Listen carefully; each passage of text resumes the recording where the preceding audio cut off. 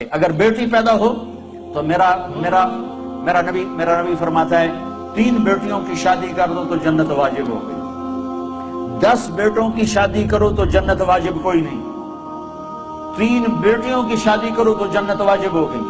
تو ایک صحابی نے پوچھا یا رسول اللہ 3 نہ ہو 2 ہوں، اس کا 2 کی شادی کرو تو جنت۔ ایک نے کہا یا رسول اللہ اگر 2 نہ ہو 1 ہی بیٹی ہو اور آگے کوئی سلسلہ بھی نہ ہو تو آپ نے کہا 1 بیٹی کی شادی کر دو تو جنت واجب۔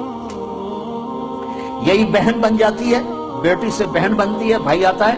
تو میرے نبی نے فرمایا جس کو اللہ نے 2 بہنیں عطا فرمائیں، 2 بہنیں، اور انہوں نے اس کا حق ادا کیا، حق کہ بھائی بہنوں کا حق مار جاتے ہیں، ماں باپ کی وراثت میں سے بہنوں کو نہیں دیتے۔ یہ ایسے ہی حرام ہے جیسے شراب بیچنا حرام ہے، جیسے سود کھانا حرام ہے، ایسے ہی بہنوں کا حق کھا جانا ایسے ہی حرام ہے جیسے چوری حرام ہے۔ یہ بہنوں کا چور ہے، اس کی چوری کی جس کے ساتھ مل کے 1 چھاتی کا دودھ پیا، 1 تھالی پیالی میں کھایا اور پیا، 1 چھت تلے جس کے ساتھ زندگی گزاری، یہ اس کی چوری کر گیا ہے۔ جس نے اپنی بہنوں کا حق مارا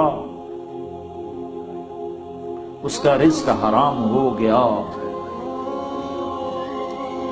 میں اپنے استاد صاحب کی خدمت میں جن سے میں نے تفسیر پڑھی، شہد لے کر گیا، 76-77 کی بات، برائمنڈ مرکز میں ہی مدرسہ ہے، مولانا جمشید صاحب۔ میں نے کہا حضرت یہ شہد لایا ہوں۔ کہاں سے لائے ہو؟ کہا جی میرے اپنے باغ کا ہے۔ میں نے کہا میں نے خود توڑا، باغ میں لگا تھا آم کا۔ میں نے کہا جی میرے اپنے باغ کا ہے۔ تو مجھ سے فرمایا تیرے باپ نے اپنی بہنوں کو زمین میں سے حصہ دیا تھا؟ 1 شہد کی بوتل اس وقت 10 روپے کی آ جاتی تھی۔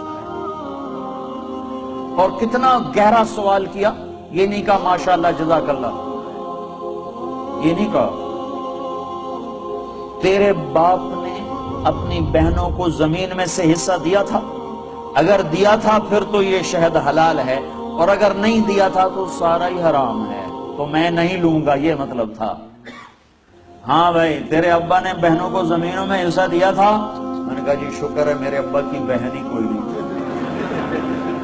ہوتی تو کوئی نہ دیتے، صرف 2 بھائی تھے، ساری جائیداد 2 بھائیوں کی، بہن تھی نہیں ان کی۔ میں نے کہا اچھا تو تیرے دادا نے اپنی بہنوں کو زمین میں سے حصہ دیا تھا؟ میں کہا میں جمعہ ہی کوئی نہ ہوں، اس لیے میرے کو یہ پوچھی جانا، میرے جمن تو پہلے دی گل نہ پوچھو میرے کو۔ تو پھر ہنس پڑے کہ اچھا ادھر رکھ دو۔